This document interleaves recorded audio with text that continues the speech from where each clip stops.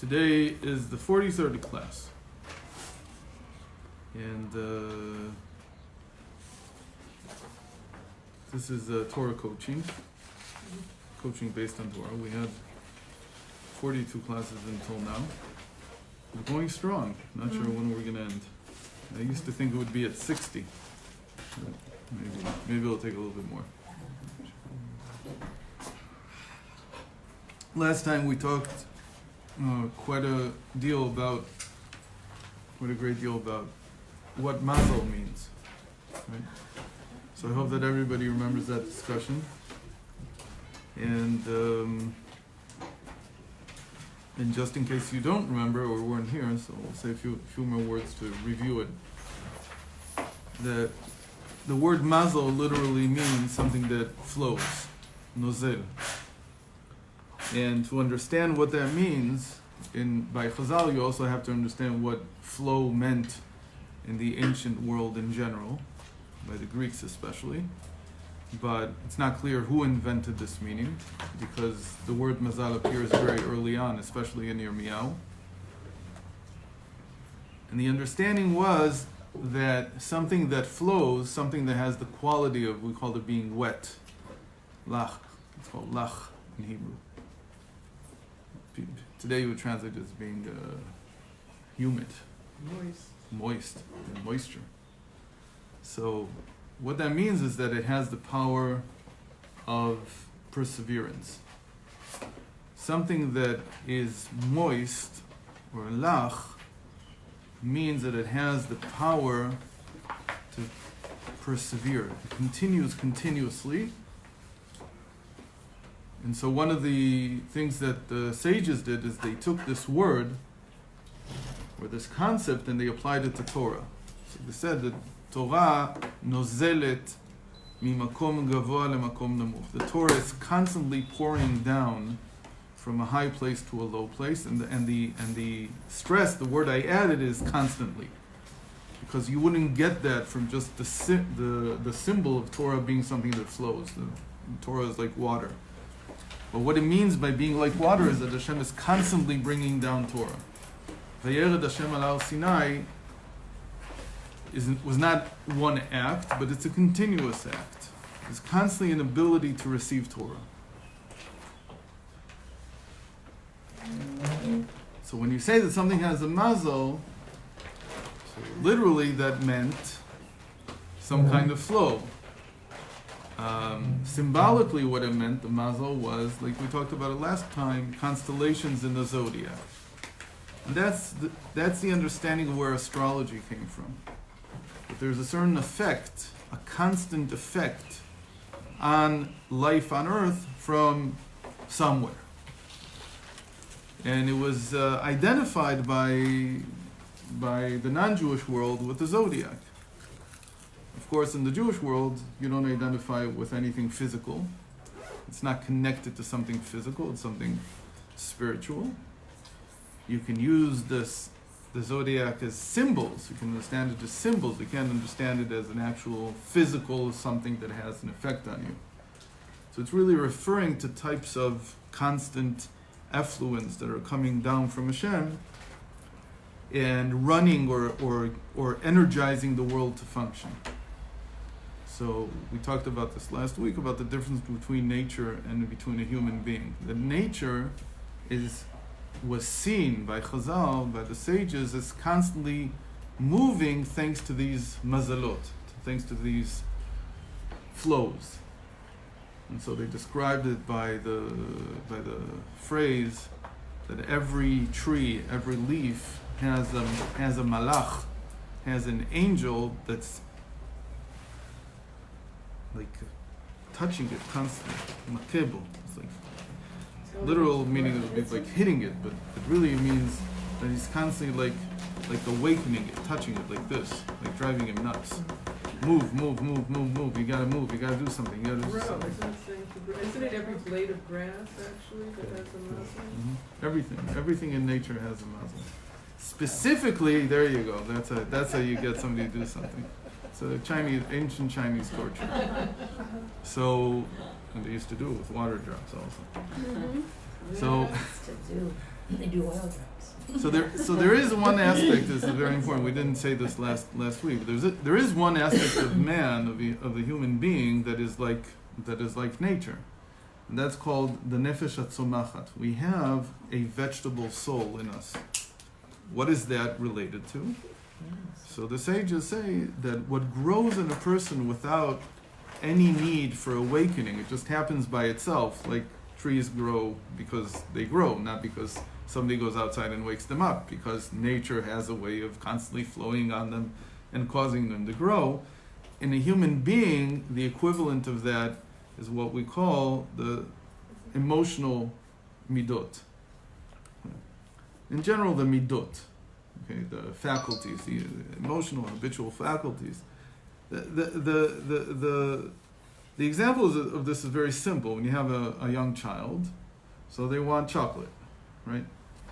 As you get older, so they want a bicycle. And then they want something more, and want more, then it gets to a Porsche, and so on, and those things. What happens if you don't give a young child what they want? So they throw a tantrum. What's the worst they can do? Scream their heads off. As they get older, they begin to hit. It can come to the place where they get old enough they can kill for it. This is all coming from the vegetable soul. That's why it's called the vegetable soul, is because it grows by itself. You don't have to do anything. In fact, what did Chazal say about these faculties in us? What I think I want, what I think I love, what I think I hate, and so on, and all these things. What they said about this is Le'olam ya'adam rach ka'kaneh ve'al yeh kashe ka'erez. That a person should always be soft like a blade of grass, ka'kaneh, or like a shoot of a weed, sort of a reed that grows and is very soft, and it can't be overturned by a strong wind. And do not become hard like a erez is a hard Cedar. word. Cedar, thank you. All these tough botanical terms for me. But our Just- physical body also grows the same Sorry? way. The physical body also grows. It's even, So why are we referring only to the emotions and not the physical body as... you're right, the physical also becomes hard like a cedar. No, We stiffen up. The place that we feel it the most in the physical body is in the spinal column. no, I meant the somachat. The aspect of somachat that it happens on its own is also Mhm. in the physical body. It's true. It's also true. But the one that's discussed as something that grows, because, let's put it this way, that as you get older, it grows in quantity. It doesn't change in quality. And what we stress is that when you're a young child, you want chocolate, and then it keeps getting bigger, not just in terms of quantity, but also in terms of quality. You want something more. It is something more. But it has the effect of making a person hard. The emotions, the habits, they become hardened more and more until you become like a cedar, and therefore you're impliable. You can't change. You can't accommodate other people, other people's feelings, and so on. Even yourself, you become sort of closed into what you're used to, and it's very hard for you to change anything. So they say, be careful, because this is like a vegetable soul. It starts off very soft and pliable, but as it grows, it becomes harder and harder like a cedar. And you have to make sure that that doesn't happen to you. And also, like we said, the physical body also goes through that, unfortunately, calcification. And you become harder and harder like a cedar. But again, it's only in quantity, not so much in quality. And in quality, this really happens in, people think that because I'm more refined, because now it's not about chocolate, it's about something more complex like a car or something, or a fine wine or whatever it is, that I've refined. In fact, says the Tanya, that not only have you not refined, you've become stiffer, more stiff-necked, you could call it, because of the many times that you've given yourself what you wanted. And so your needs stiffened, they became harder and harder. And so that's something that we talked about last time. That's the natural side of things. And in that, man is like nature. That really we do grow in that sense without anybody waking us up. It just happens by itself. It's just living that happens. Where that doesn't happen so easily is in the intellectual soul. In the intellectual soul, there a person has to move himself. Because there is no angel that's going to do this for you. You have to do it for yourself. All the more so if you're talking about the divine soul. That the divine soul by nature is likened not to water, but rather to fire. In fact, that's what the general statement that the Tanya has, repeats it many times, and then became a staple of many Chassidus essays about Maim Rabim lo yuchlu lishtof et ha'ava. So what is it talking about there? It's saying that love, don't be afraid that love like water will extinguish love like fire. There's different types of love for Hashem. The animal soul loves Hashem by repetition, by rote. By the way, I looked at the etymology. And so what I heard, and I think what you heard, was rote is like routine, which is like from a wheel, from something that rotates. That's what I heard in my ear, because English is like that. It's all, but OED says that's nonsense. So I don't know what to say. So maybe it's true, maybe it's not. But the idea is that repetition is something that you repeat many. It's just like rotating, and you remember that the stars, what is their perfect movement? It's in a circle, right? So that's where they got the idea that circular motion is constant and it's perfect and it's everlasting. It perseveres forever. And that's one of the, by the way, it could be that it's true even to some degree in our physics. What's that? There's an understanding today that, just say this in parentheses, that actually motion is not the exception, motion is the rule. There's an understanding like that in today's physics, that actually when something stops, you got to ask why, not when it moves. So this is this whole switch in understanding mechanics. So just put that on the table and you can put it off to the side. But there is such a thing. Yeah, it's already gone. And going on. Okay.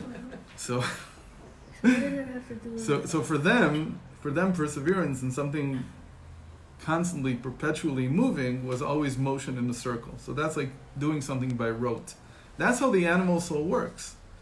When you want to get good habits, so you just have to repeat many, many times. You have to have a lot of what we call confidence.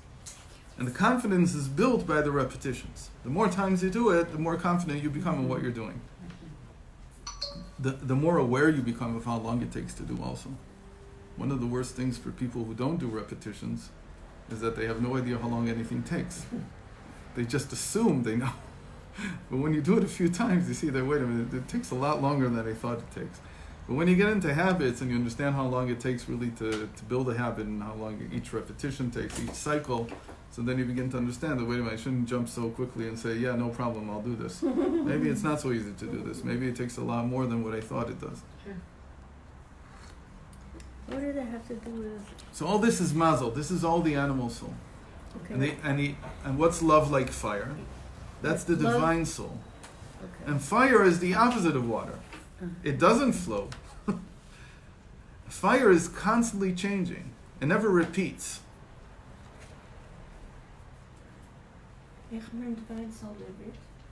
So love Nefesh like water Elokis. is the animal soul. Sorry? Love like water. Love is like animal water is soul. usually associated with the animal soul. And it cannot extinguish the divine. And don't worry, what he's saying is don't worry that the fact that you do things by repetition, do it many times, like you daven every day, don't think that that's a reason that will extinguish your love like fire. It doesn't mean that your love like fire will disappear. Because somebody would say, why do I have to say the same words every day? Maybe that extinguishes the energy, the fire of the divine soul, which is always different. Mm-hmm. He says, no, on the contrary, they work together. This is not an example of water that extinguishes fire, because there's many types of fire. In the Gemara, in Masechet Yuma, we have 6 different types of fire. And the type of fire that was on the Mizbeach was not extinguished by water, or by wine, or by anything that was added, any kind of liquid that was added to the altar. And not only did it not extinguish it, it made it stronger. So he says, understand that by Avodas Hashem, what you do every day, again and again and again, you're not extinguishing anything. You're just setting the ground for what will really now grow out of it. And what grows out is something new every day. But you just have to treat it that way. Understand that you also have a divine fire inside. That's called love like fire. So these two, they have to work together. So you have to have your repetitions, and you have to have the new fire that comes out. And what would be the equivalent? There has to be, because we know that it's very interesting that it's even. I mean, you can learn weather, you can learn meteorology from last week's parsha. Well, 2 weeks ago. What happens when love like fire and love like water join together? Shemayim. What do you get? Hail. Hashem. Why Hashem. hail? Oh, Because one's enclosed within the other, I think. Something like that. So, first of all, hail, if you know what hail looks, how does hail even form? It's water droplets going up and down between the freezing point and not freezing point. So they freeze and they come back down. It's still too light to fall down completely. So currents take them back up. So they freeze and unfreeze, and you can tell from each piece of hail how many times it went up and down past the freezing point in the atmosphere. Oh, really? It's a very interesting thing. The real good hail is actually like trees. When you cut it, you'll see like layers of ice in it. Wow. So first of all, you have to know that hail is a very complex phenomenon. It's not something that's like just water that froze. That's called snow. But hail has this ability to contain something more inside. So that's one idea that you can start with. But the next thing you can start with, you can continue with, is snow. David HaMelech makes a big deal out of snow. Now, did he know or did he not know what it looked like under a microscope? I have no idea. Maybe he had an ancient microscope. I don't know. But they had a notion that what was special about snow is that each snowflake is different than all the others. Like every drop of water. And Every drop of water looks the same, but snowflakes really are different because they freeze at Different way. slightly different temperatures in the atmosphere. Even the smallest variation makes the droplet freeze in a different way. And so that's why each one of them is different.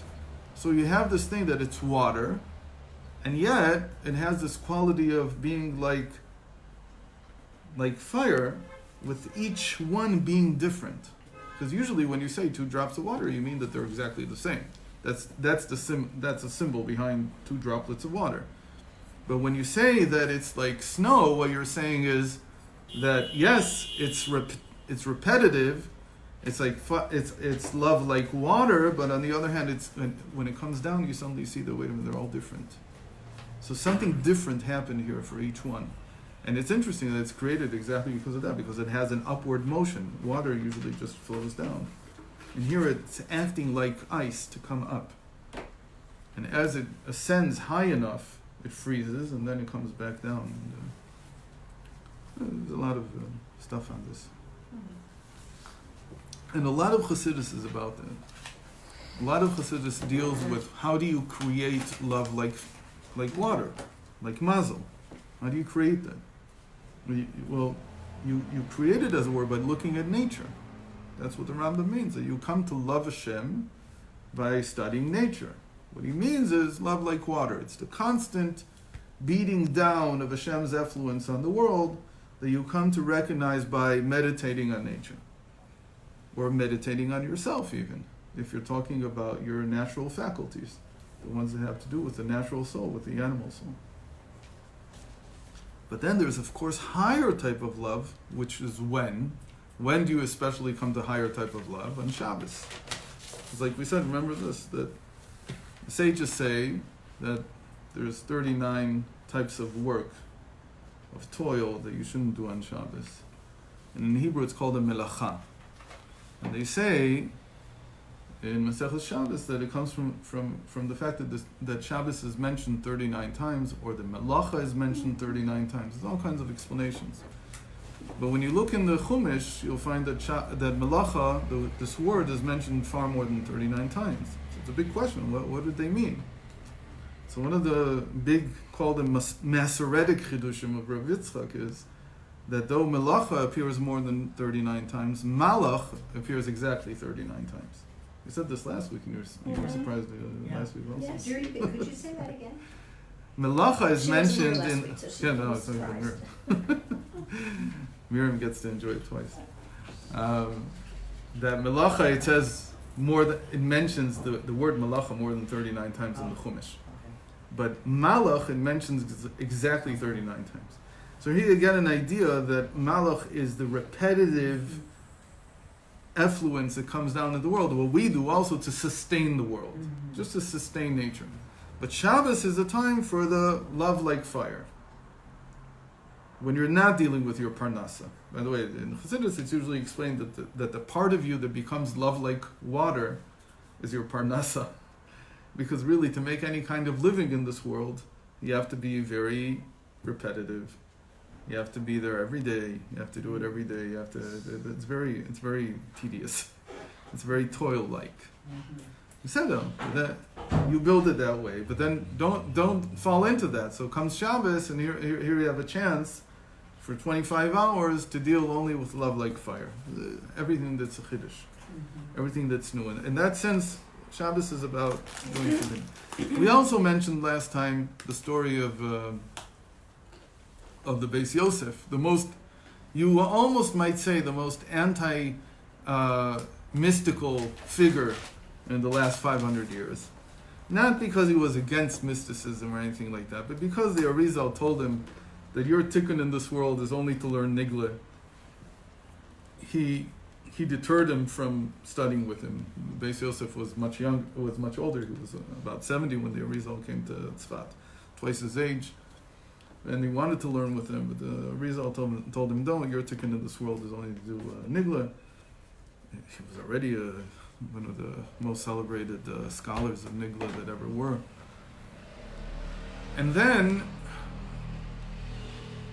it's not in his old age entirely, but it's in his 40s and 50s and 60s.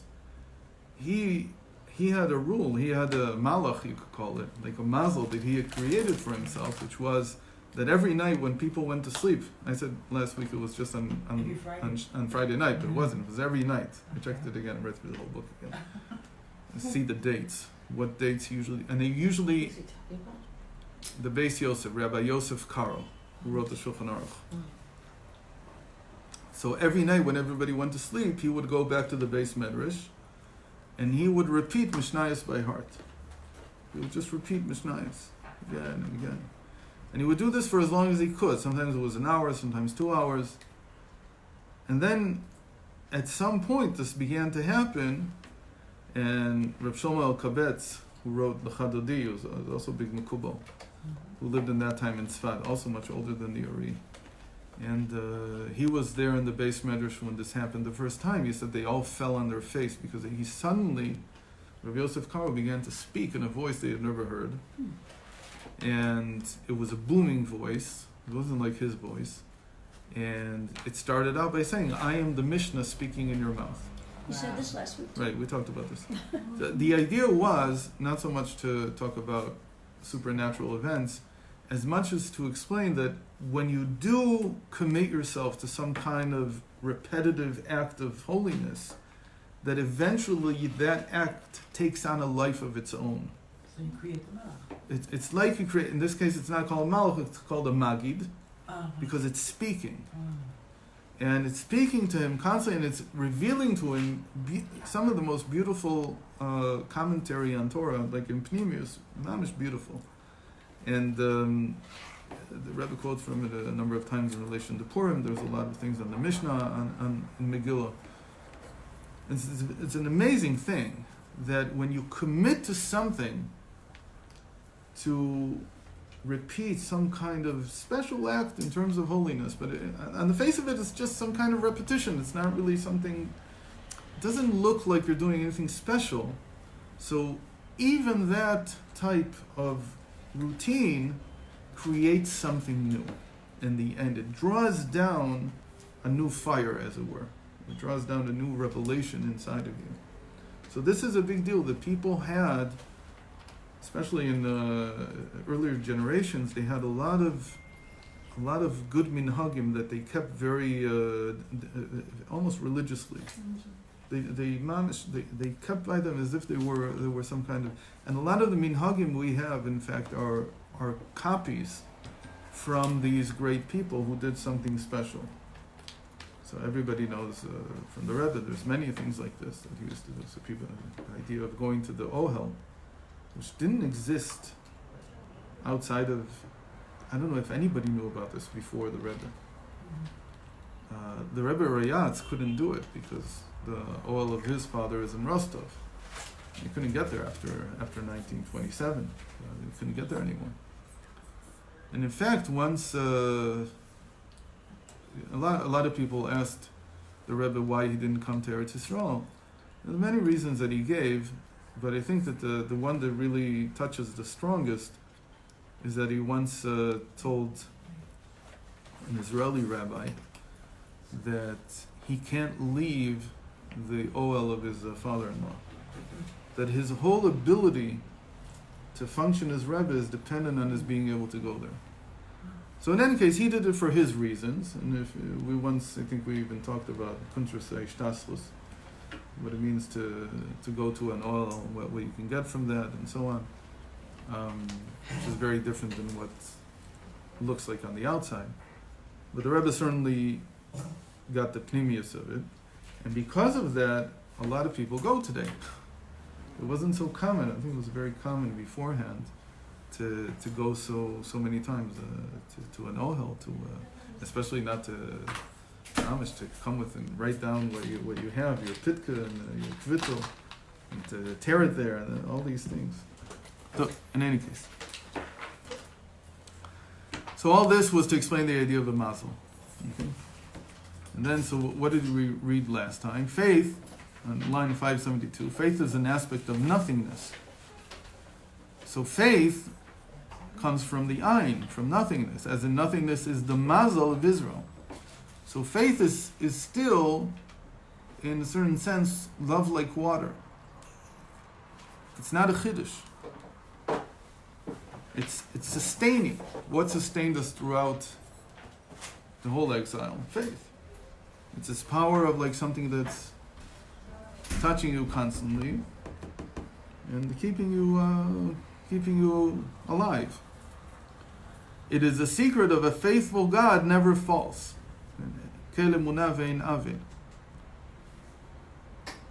So that's constancy. That you can count on it. That faith is always there. We've talked about this many times in terms of therapy. That the beginning of all therapy is restoring a person's sense of his faith. You don't have to give him faith because it's there already. It's just that it's been covered up. So the beginning of any kind of therapy is to believe that I have faith. What do I have faith in? I have faith in Hashem, I have faith in Jewish people, I have faith in the future, I have faith in many, many things. And we said that mostly the faith is that the future is good. And the faith is constantly about the future in that sense. And you're right. Having faith in the future may not alleviate your pain at this moment, but without it, you can't get out of the present. You can't detach yourself. You can't push yourself out of where you are because there's really no horizon for you. So you have to, first of all, the first step in any type of therapy is that the person has to have in front of them that the future is good. The future will be good regardless of what the present situation is. So we talked a lot about that, and that's what I mean. That Hashem is always faithful. That if you want to connect to Hashem, and you ask, what does it mean to connect to Hashem? Do I feel faith or not? If a person doesn't feel faith, it means that he's not yet connected to Hashem. He may be doing many things that Hashem said to do, but he's not feeling Hashem in himself. Because the primary feeling of being with Hashem is that I have faith in the future. I have faith in other people, I have faith in the Jewish people, and so on. So if someone's terminally ill, you're basically, their faith has to be in, their neshama continues, or something, there's a whole different... Faith in the Jewish people, that this all continues.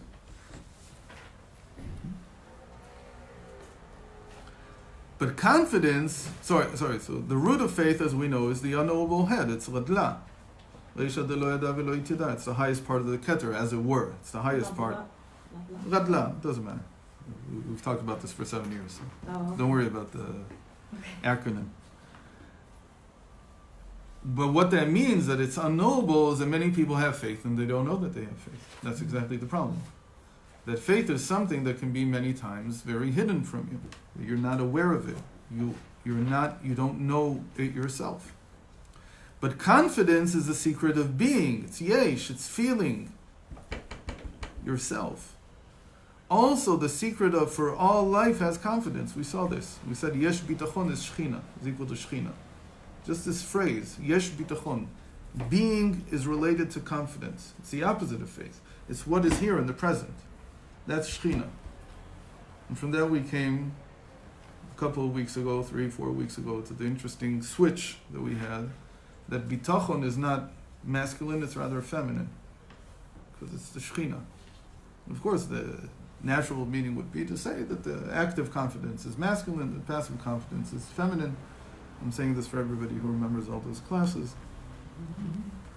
But in general, confidence is something else. It's about yesh. It's not about ayin. Faith is about nothingness. Confidence is about being. It's about yesh. And which one is higher, ayin or yesh? So the big secret about learning Pnimis the Torah is that there's no absolutes. Everything is relative. So it depends. For whatever nothingness you find, there's always a being above it. And whatever being you find, there's always another nothingness above that. And it goes on forever. It's a very important thing. That there's no... Everything is relative in the sense that you can't say absolutely being is higher than nothingness. Yesh is higher than ayin. No, it's not also the opposite. Ayin is not higher than yesh. It depends where you are. On a certain level, so if you're at ayin, so there's a yesh above that. If you're a yesh, there's an ayin above that. It goes on forever. It's a very important thing that because we can't conceive Hashem fully. If we could conceive Hashem fully, there would be a final point where you say, okay, this is as far as we can go. But no, but since you can continue more and more is revealed, more and more Torah is revealed, so there's higher and higher levels. We can say deeper and deeper things about how we perceive Hashem, how we understand Hashem. Because in the end, Hashem is mufshat. He's without any definition. So that's the big secret of learning Chassidus. That don't get hung up anywhere by this definition or that definition, as this being higher or that being higher. Because you'll learn another mimer and it'll be exactly the opposite. So you just have to understand where you are. To understand where you have to know where you are here, where the red dot is. If you understand where in the world your red dot is, then everything is aligned according to where you are, where you're holding by in your learning, in your What's life, the red and dot? so on. The red dot is when you have a map and it says you are here. It's the reference point. So you have to know where you're holding. If you know where you're holding, everything turns out okay. The power of confidence is like a great merit. So this we saw last week. We didn't get into the terms because we only talked about the first part about what mazel is and about repetition, creating something new from repetition. But confidence is called a great merit, zchut gadol. And it stems out of extreme self-sacrifice, which is likened to a revelation of one spark of Mashiach. A revelation of the level of the singular one, the Yechida in the psyche of every Jew. What does this mean? It means that as much as faith is very high, there's something higher than faith. And that's called a great merit. Why? Let's see. The great merit is able to force the mazel to change. as in the dictum, not on merit simply, meaning a simple merit, does the thing depend. Rather, it depends on mazel. Lo bischuta talia milta, b'mazla talia milta. The Gemara says there are many things in the world that depend not on merits, but on mazel. And what they mean to say is that there are things that you can't change by just doing a simple act. Because their power of perseverance, their perpetuity, their ability to continue in the path that they've already taken is very, very strong. Because that's what mazel means. That it's flowing, it has a sense of perseverance. And so if you want to move it, a small movement, a small act will not help. Sometimes they said this about a Sefer Torah, that even a Sefer Torah in the Ark is talui b'mazal. So what do you mean even? It says it has mazel. Don't worry that somehow somebody will touch it. I think they said this to have people a little bit, more complacent about a Sefer Torah. Don't worry about it so much. It has mazel. It has perpetuity. Not every time you touch it will a letter fall off. Don't worry, it perseveres for a long, long time, maybe 700, 800 years. So it has mazel. It has a sense of continuity in it, perseverance. Also the same thing that you would say that the mazel of the Sefer Torah is that it's read every week. So that also, understand that it's dependent on its being repetitiously read, which is the opposite of what you would think. What would you think? That the more you open it up, the more chance it's going to become puzzle.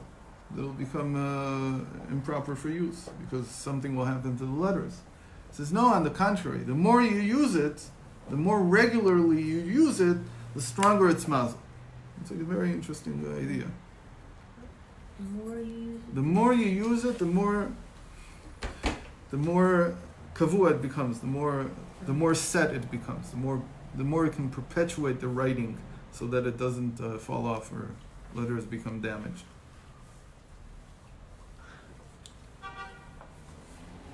So he says small acts like that, just reading it, are not going to affect it. And your mazel also, whatever you have in your nature, what we have in our animal, natural soul, is dependent on a mazel. It's not something that a small act will change. It's not regular merit. It's not just davening. That's not enough. Sometimes when a person does a tremendous mitzvah, so he is able to affect the mazel. But it takes something that's not regular. So it has to be something out of the ordinary. What's the famous story? The famous story by the Baal Shem Tov. We said it last week. No, which one? That rabbi, there was before the Baal Shem Tov, there were three other Baalei Shem. Eliyahu, Yoel, and Adam. All Baalei Shem. And Rabbi Adam Baal Shem, he was the one who sent to the Baal Shem Tov his own writings before he passed away. And from there, the Baal Shem Tov learned the whole secret of Chassidus. And there was a lot of, if you want to get into the academic arguments behind this, so you can have fun with Rabbi Moonshine and with Gershom Sholem. It was a lot of fun. Gershom Sholem made up a whole story, it turns out, about who this Adam Baal Shem was and and which writings he meant, and so on. And Baruch Hashem, we had Moonshine, who was the head of the manuscript department at the National Library, and he wrote a whole book to completely debunk what Sholem wrote, which was terrible. Mamish, he made up stuff. So anyway, you can have, once you can get into it, it's all in Hebrew, so Baruch Hashem, it's not in English, so it's not too much of a chilul Hashem. What happened there? There is stuff in English that he wrote. Okay. I don't think he wrote it, it was translated. He wrote in Hebrew and in German. Originally he wrote in German. In any case, so Rabbi Adam Baal Shem, he told the Baal Shem Tov the story of who he was before he was born as the Baal Shem Tov, who he was in the previous incarnation.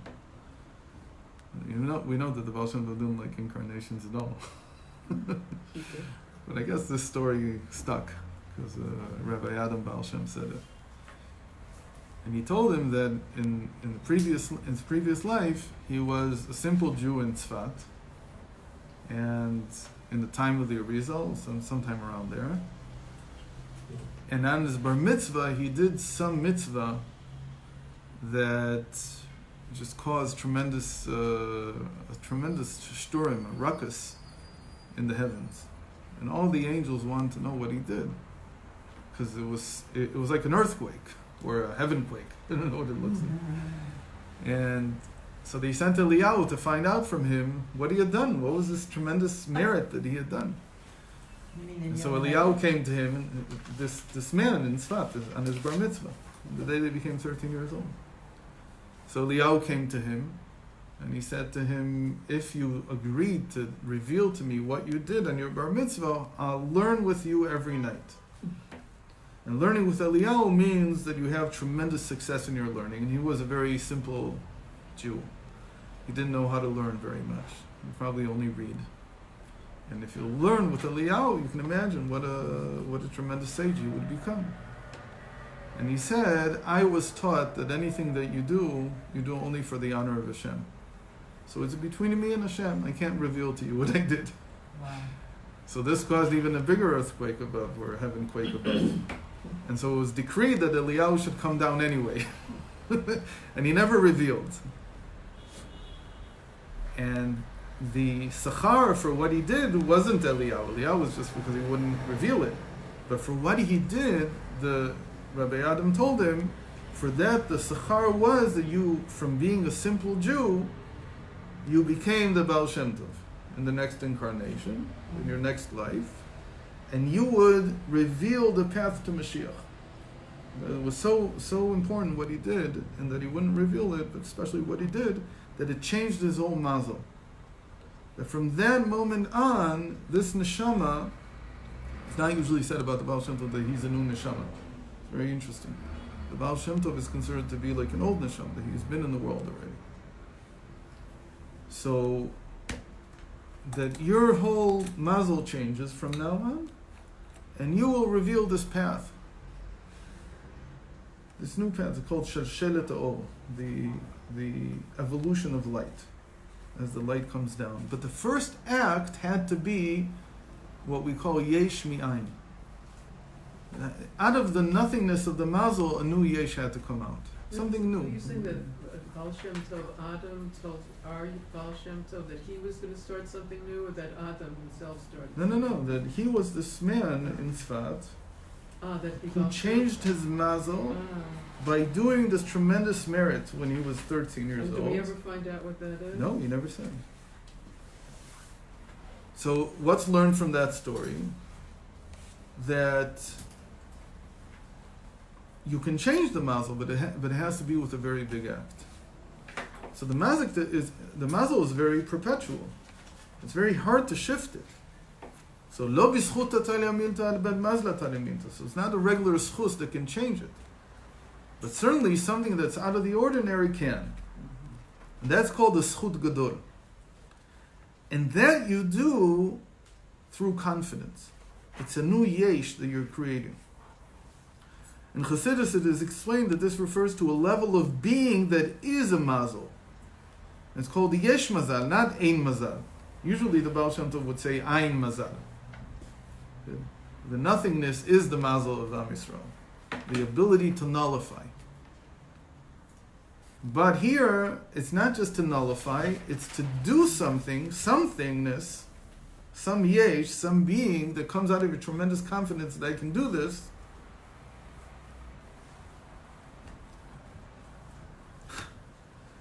That the whole world says it can't be done. Maybe the whole world tells you this is crazy, you can't do something like this, and you're able to do this something, and that something changes the mazel, which is higher than nothingness that is a mazel. It's higher than ein mazal. Okay, so what is this called? Here he doesn't say this in the article itself, so I didn't translate it. But I should add it in the notes. I didn't add it in the notes. Maybe next time. Actually, I did add it, but this is from last week. I added it after the class. This is what's called in Chavakuk Chevyon Oza Atzmut. In Chavakuk, he has a phrase that he says within the how it's explained in Chassidus is within Radla, within faith, there is Atzmus. And Atzmus, there's no word for it in English, the thing in and of itself. Essence. Essence? No, essence is Mahut. We've talked about this many times.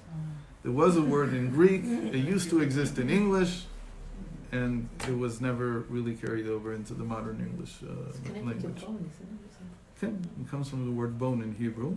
There was no word like this in Hebrew either. This is a translation by the Tibunim, by the family that translated all the early Jewish philosophers from Arabic into Hebrew.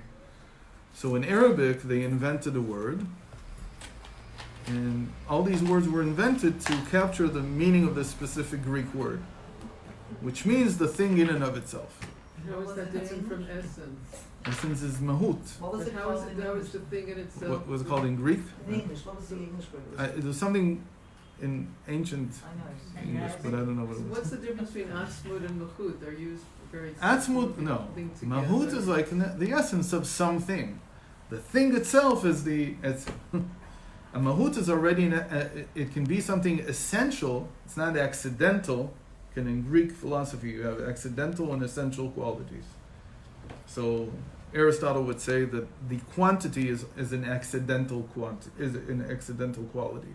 The fact that this cup can hold, 200 milliliters, that's accidental to the cup, because the essence of a cup is to be a vessel. How much it holds, that's accidental. So we have the essence and the accident, mahut and mikre. In Hebrew it's called mikre, or we call it mitziut, the mitziut of something. But the cup itself, in and of itself, is neither a vessel, it has a quality of being a vessel, it's an essential quality, but there are cups that are beyond, the cup itself is beyond being a vessel. It's something more than that. It's just one of its qualities. So you're saying and what is the essence then? What is the mahut? The mahut is qualities that are essential. That it can't be it's like a necessary quality. It has to be there. But it's not the thing in and of itself. The cup itself is not the vessel of So itself. which is more inner of these two terms? The etzem is much more. The thing in and of itself without describing any of its qualities. That's etzem. The more I learn and teach Chassidus, the more I realize that somebody has to eventually write a primer about Greek philosophy. Not because Greek philosophy was so important, but because Chazal they took so many concepts from it. Obviously, they didn't take it because they thought the Greeks were correct. They thought that the Greeks had found good language to describe something in the prophets. Interesting. So you have to take their language and just explain what because that's how I'll use it. In any case, so all this is to say that within the nothingness, within the Radla, within the faith, there's a yesh. And Chavakuk, the prophet, calls it Chevyon Oza Atzmut. He doesn't call it Chevyon Oza Atzmut because there's no word Atzmut in the prophets. He says it's Chevyon Uzo. The hidden, call it Oz, like it's like strength, but the hidden, concealed Oz. Boldness. There's all kinds of words that are used to translate Oz. And so in Chassidus it said that even inside faith there's an aspect of, even though faith is nothingness, it's like Ayin, what we began with, there's still an aspect of somethingness in it. And that somethingness, that's the being. And it's called true being, or absolute being in Chassidus. The atzmut is each individualized item. In other words, each cup would be have its own By the Greeks, no. or its cupness. It's like So by Aristotle, No, and by Plato, cupness would be the etzim. Yes, And they're Judaism- different. They're And in different. Judaism, what we're doing, is it atzmut different for each etzem, or is it also Okay, because etzim means an object. but specific, this cup, that cup are different atzmut? Right, they're different etzim. True being בעברית זה היש המוחלט. Okay. So within the faith is a type of confidence. And that's what allows the mazel to be changed. Because it said mazel is ein mazal. It's the ein mazal. It's the mazel is the perpetual movement caused by this effluence called the mazel. And it can only be changed by its inner aspect. And the inner aspect is a yesh. It's something. What is this yesh? How do you create this yesh? Through confidence. And by confidence, we said, it's by being able, like the Baal Shem Tov did in his previous life, to do something that was considered, even by himself, maybe to be impossible. But he said to himself, I have the confidence that I can actually do this. The whole concept of a Mashiach is exactly that. Mashiach is something that on the face of it is impossible. And so you would think that maybe you just have to have faith in Mashiach. It says to have faith in Mashiach, that'll sustain you. That's very nice. But to actually make Mashiach happen, you have to do something out of the ordinary. Something out of the ordinary has to happen. This we'll see in a moment, exactly. But it's based on confidence.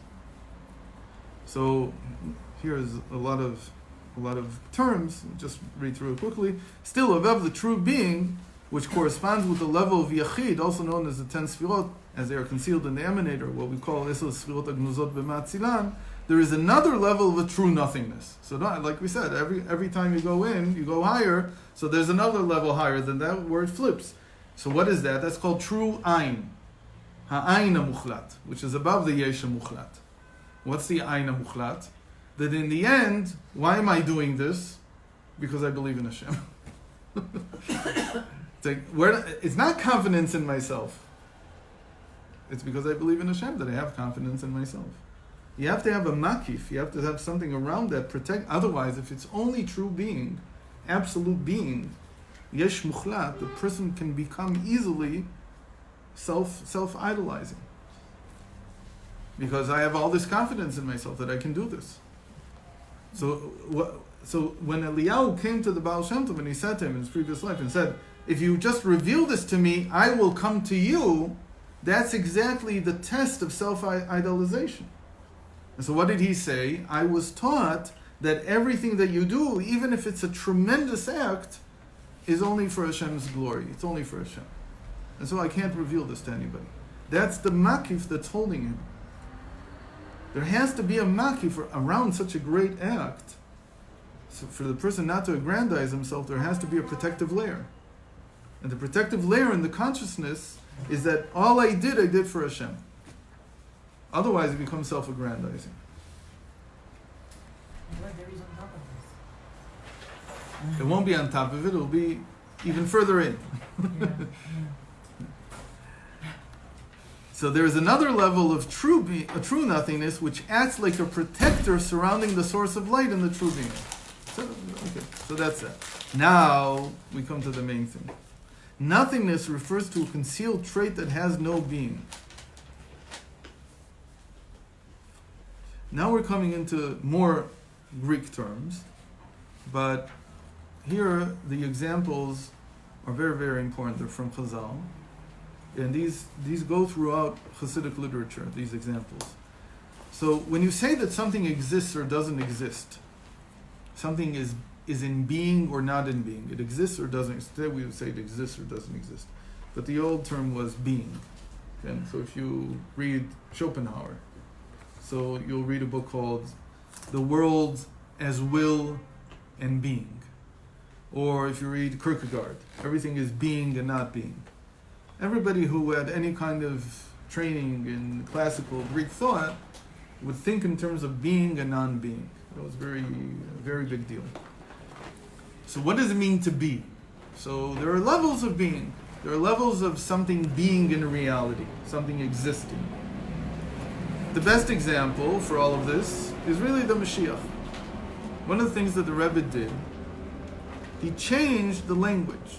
Until the Rebbe, the language was that Mashiach is something, but he is something concealed which is not in being, which does not yet exist. Very important thing. The Rebbe, the Friediger Rebbe, whose Yortzeit is on Wednesday, his language consistently was there's still things that need to be done in order to bring Mashiach. What do you mean, bring Mashiach? What are you taking him from Sao Paulo to New York? What are you talking about? Are you bringing him? What does that even mean? Bringing means to bring him into being. Le'avi Mashiach means to bring him into being. It doesn't mean to take him from one place to another. He doesn't need a car. It's a very important thing. If you understand what Mashiach is, you understand he doesn't need to travel. It's not one of his problems. Doesn't need a frequent flyer card. What does he need? He needs to come into being. Bi'ata Mashiach means that he comes into being. But before you can come into being, you're concealed, and there are two states. You're either concealed and not in being, or you're concealed and you are in being. Meaning, let's say that Chavi goes into the kitchen and she closes the door. So she's concealed in being. She's concealed because we can't see her, but she's there. All you have to do is open the door and there she is. But if she's not in the house at all, so you have to say she's concealed and not in being relative to the house. Obviously, she is somewhere in being, but here, in terms of existing in the house, she's not in the house. So when you say to bring him, you have to understand, what are you talking about? Do I mean to bring him into being and he remains concealed? Do I mean to bring him into being and he's now not concealed, revealed? Do I mean that he's not even in being at all? It's not that he's concealed, it's not in being at all. I have to bring it out of nothingness into being, from the Ayin into the Yesh. Chassidus, before the Baal Shem Tov, this whole way of understanding Torah, was nothingness, not in being at all. It wasn't anywhere. As far as we're concerned, it was somewhere by Hashem. Everything is there by Hashem. But as far as human beings were concerned, Chassidus was not somewhere. It was nowhere.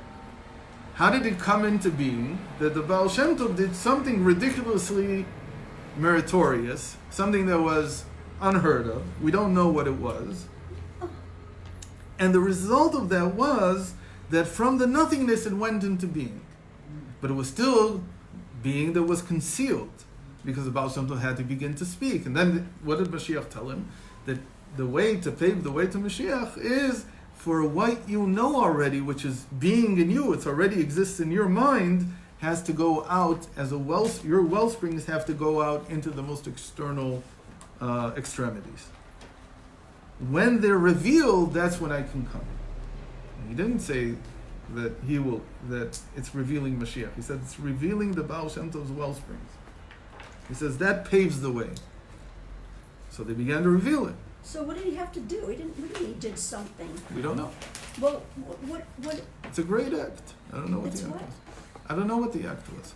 Nobody knows. But what It did could he, be that he saved somebody. It could be that he changed the course. Who knows? You don't know. you mean he merited to? It was a merit that was extraordinary. The concept was in his mind already, meaning In Hashem's mind, it's Hashem's always. mind. Good. And then it went to the Baal Shem Good. Tov's mind. And when was it in that smooth? Once it was in the Baal Shem Tov's mind. No, it's always part of Atzmus. That's It's part of Hashem. Because I thought Yesh, because it's coming Yesh Good, Me'ayin. good, So I thought good, it's good. an Ayin, it's not that smooth. Okay. No, Ayin also is within Atzmut. But Also. again, these are levels within I Atzmut. see, okay. So now, so after the first initial act by the Baal Shem Tov, it already came into being, but it was concealed, so now it has to be revealed. That's about Chassidus. But by the Mashiach himself, you have the same process. So the explanation is like this: nothingness refers to a concealed trait that has no being yet. It's not only concealed; it's also not in existence yet. That's nothingness. The example for this, usually brought in Hasidic teachings, is the spark that comes out of the flintstone. So when you hit a flintstone against something else, a spark comes out. So where was the spark before? I'm not talking about what the physical explanation will be. I'm talking about what you see. What you see is that obviously this is a piece of rock. There is no energy or fire in it. You can't see it. It's not just that you can't see it, it's not there. If I cut the stone up as many times as I want, I won't find the energy inside. This is sort of like what happened with Einstein figuring out that matter has to have a ton of energy inside.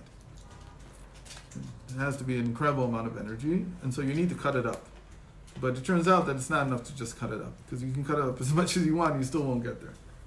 So you have to do something at the atomic level. You have to basically break it apart in a way that's already touching its nothingness, which is like what Bohr used to say, that an atom is not something. An electron is not a something. You're already talking about something that's already on the verge of being nothingness. So when you reach those levels, you can bring out something out of the nothingness. That's the modern equivalent of this. There always was an example. So the ancient example was that in the flintstone there's energy. And how do you bring it out? You hit it, you strike it against something. But the energy was not there before. It's not like when you hold up the stone, you could say, oh, this is, has a lot of sparks in it. There's nothing like that. It's just stone, it's inanimate matter.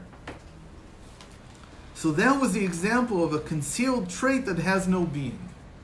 Because that trait of the stone, of being able to light a fire, was not even inside the stone. It's not in its being. It's not in its existence. So that was you have to, again, remember that science advances in order to give us better parables for understanding Torah. Right. That's why it advances. We have these phones to help us spread Torah. No, there's no other reason for them, which is kind of a shame, because we haven't been able to really limit their use just for Torah. Okay. The example, so this is the flintstone. This is also sometimes referred to as that which is possible. And here it's the wrong translation. The correct translation should be that which is, well, I did it as possible because I wanted to use it in a certain sense, but it really means yicholet, means ability. That there is the ability for something. So it's like a possibility, but yicholet is more than just possible. It's like that it's a possible act. It's ability. Capability, you could say. I imagine capability is already some kind of potential. I don't know what cape does to a word like ability, but I guess it's some kind of early prefix that does something to it. But in any case, it means like ability. Being, on the other hand, something that is in existence, refers to a concealed trait that has being, which is like the fire within the ember. So now you can't lift an ember up, even if it's dark, but it still has fire within it. You can't lift it up in your hand, because you right away feel that there is energy inside. There's no question that there's energy inside. And if you blow on it just a little, you'll see a flame come out. That's the difference between an ember. I hope I have the right word. Gechelet. Gechelet is an ember. Like, what do you have after the fire? Embers, hopefully. I didn't check. So this is already, it's in existence, the energy. It's just that you don't see it right now because it's inside. And when you blow on it, you'll see the flame come out. But the energy is there. So that's called Erim Sheishno B'Metziut, which is like the fire within the ember. This is also referred to as a potential. B'choach. So sometimes it's called b'choach. So we say, Ana b'choach. What are you saying? Hashem, take things out of... And the opposite. You have all the ability. So bring things out of your ability into becoming potential. Potential means I still have to do something, but at least it's in existence.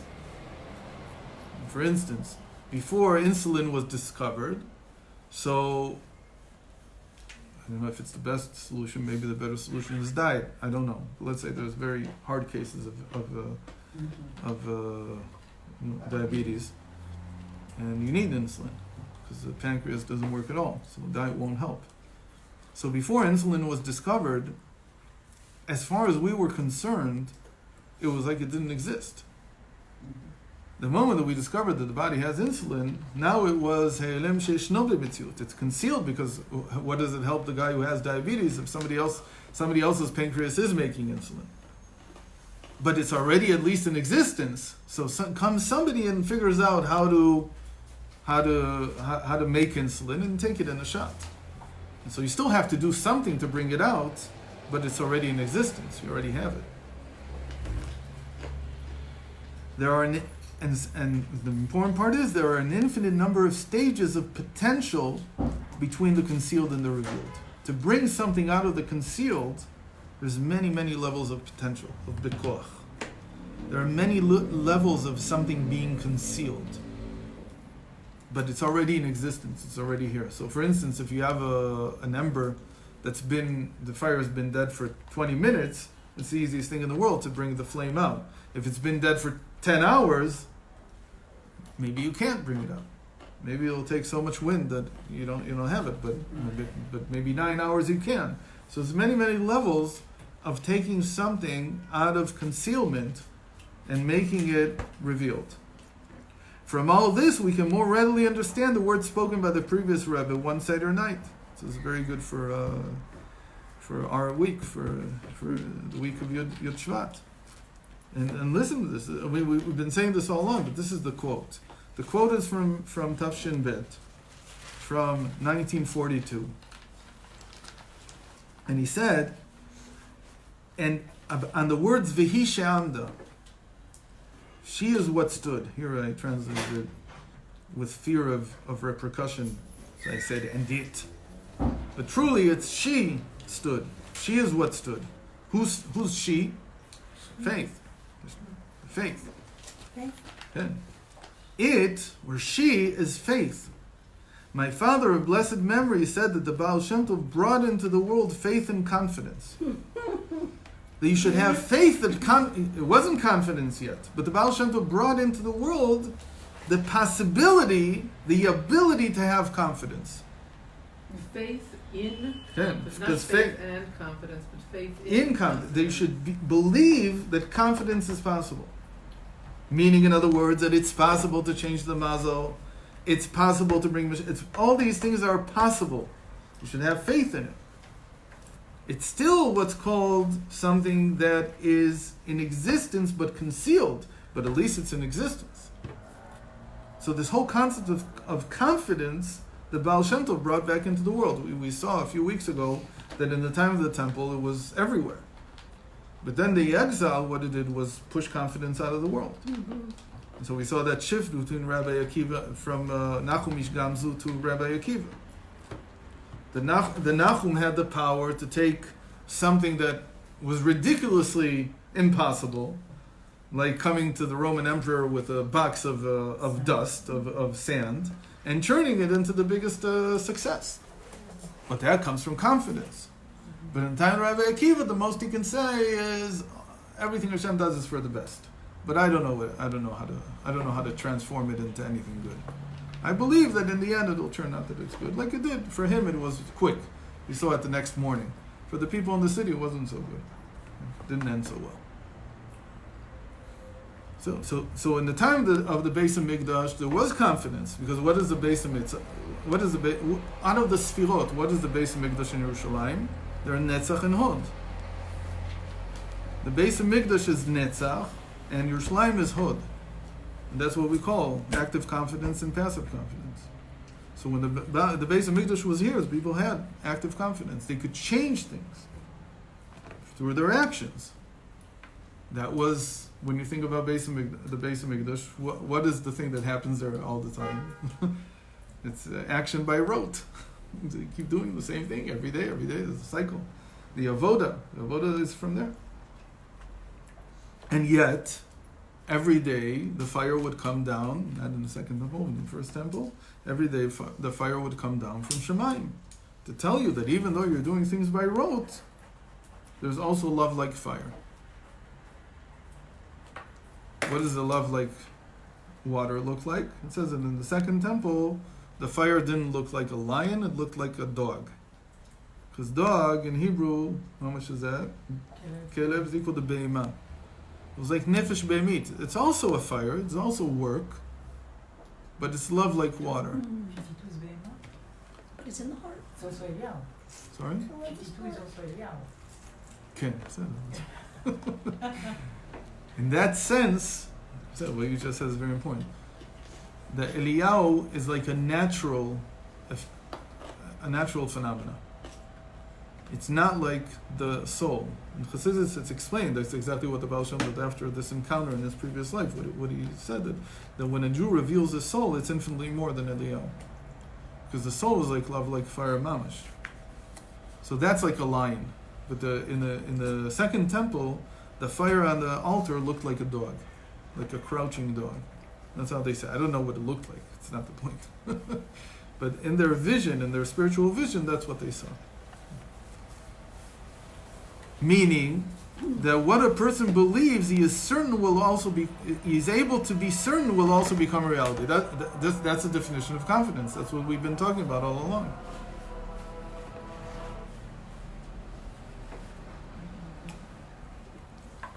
How much is Behi She'amda equal? It's equal to 441. 441? 441. Emet. That's remember we learned in the beginning of Vayera? Uvishmi avaya lo nodati lehem, b'midat amitit sheli lo nodati lehem, says Rashi. We said that to fulfill yourself, that's what truth means in Hebrew. The word truth in Hebrew, emet, doesn't mean true or false. That's a secondary meaning that was adopted again by the Tibunim in the 12th century. In the Torah, emet means fulfillment. That you're able to fulfill yourself. So Vehi She'amda, it turns into midat ha'emet. It turns into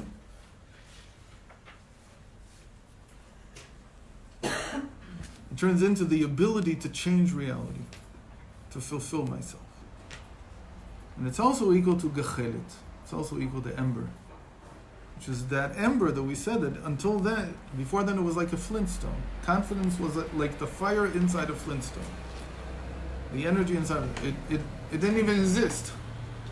It was he'elem she'eino b'mtziut. It has no existence. Baal Shem Tov turned it into an ember. It turned it into the fire inside an ember. It's still up to you to blow on it and to bring the flame out. But at least it can be done. It's not impossible to extract it. And it's directed towards what? Like towards everything? Everything that you do in life. Obviously, the big thing is Mashiach. Right. But it in would be but on every level. At everything that you want to do that's beyond your mazel. That's beyond your natural tendency, your natural proclivity. Beyond nature.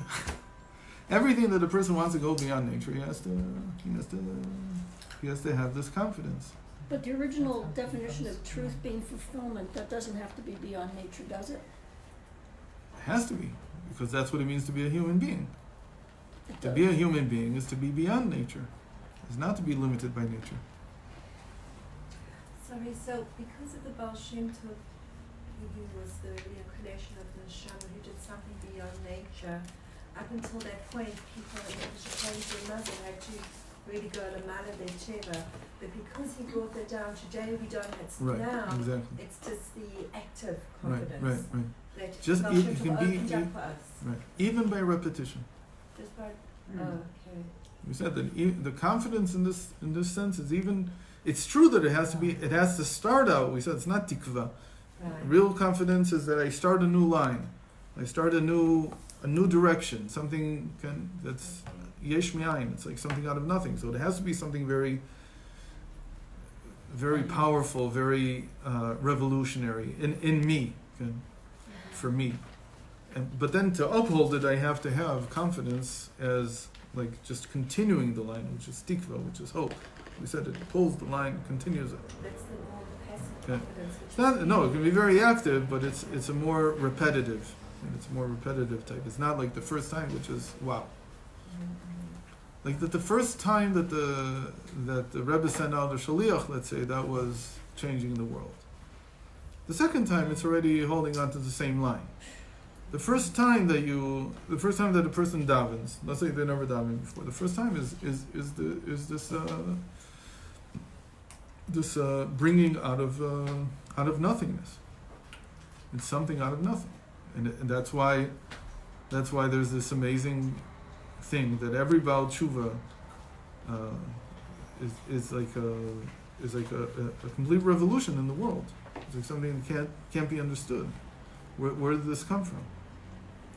And the whole Geula in the end is like something like that.